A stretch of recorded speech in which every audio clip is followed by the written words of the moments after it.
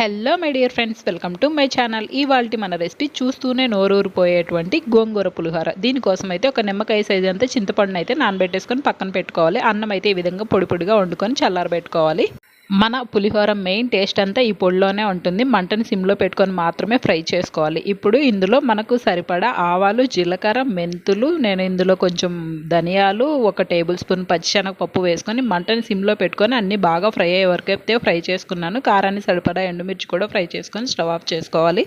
ఇప్పుడు గోంగూర అయితే ఉడికించుకోవాలి కాబట్టి అదే కడాయిలో ఇంకొంచెం ఆయిల్ అయితే వేసుకొని మనం క్లీన్ చేసి పెట్టుకున్నటువంటి గోంగూర ఆకులు అయితే వేసుకొని నానబెట్టుకున్నటువంటి చింతపండును కూడా వేసుకొని సరిపడా సాల్ట్, కొంచెం పసుపు కూడా వేసుకొని మెత్తగా అయితే ఉడికించుకొని పక్కన పెట్టేసుకోవాలి. ఇప్పుడు ముందుగా వేయించినవన్నీ మిక్సీ జార్లోకి తీసుకొని మెత్తగా అయితే మిక్సీ పట్టుకోవాలి. కొంచెం క్వాంటిటీ కాబట్టి నాకు మెత్తగా అవ్వలేదండి. ఉడికించుకున్నటువంటి గోంగూరను కూడా వేసుకొని ఈ విధంగా మెత్తగా మిక్సీ పట్టుకోవాలి. ఏ రకమైన పులిహోర సరే మనకు కొంచెం ఆయిల్ అనేది ఎక్కువగా పడుతుంది. ఫైనల్గా పోపు వేసుకోవాలి కాబట్టి కడాయిలో కొంచెం ఆయిల్ అయితే వేసుకొని వేరుశనగ పలుకులు అయితే వేసుకొని అవి కొంచెం ఫ్రై అయిన తర్వాత ఆవాలు, జీలకర్ర, శనగపప్పు, కరివేపాకు, ఎండుమిర్చి కూడా వేసుకొని ఇవి కూడా ఫ్రై అయిన తర్వాత పచ్చిమిర్చి ముక్కలు అయితే వేసుకొని ఫ్రై చేసుకున్న తర్వాత మిక్సీ పట్టుకున్నటువంటి గోంగూర పేస్ట్ని కూడా వేసుకొని బాగా ఫ్రై చేసుకోవాలి. ఇప్పుడు తగినంత మన రైస్కి సరిపడా ఉప్పు, పసుపు కూడా వేసుకొని కలుపుకోవాలి. ఫైనల్గా పొడి పొడిగా ఉడికించి చల్లారబెట్టుకున్నటువంటి అన్నం అయితే వేసుకొని మొత్తం బాగా కలుపుకోవాలి.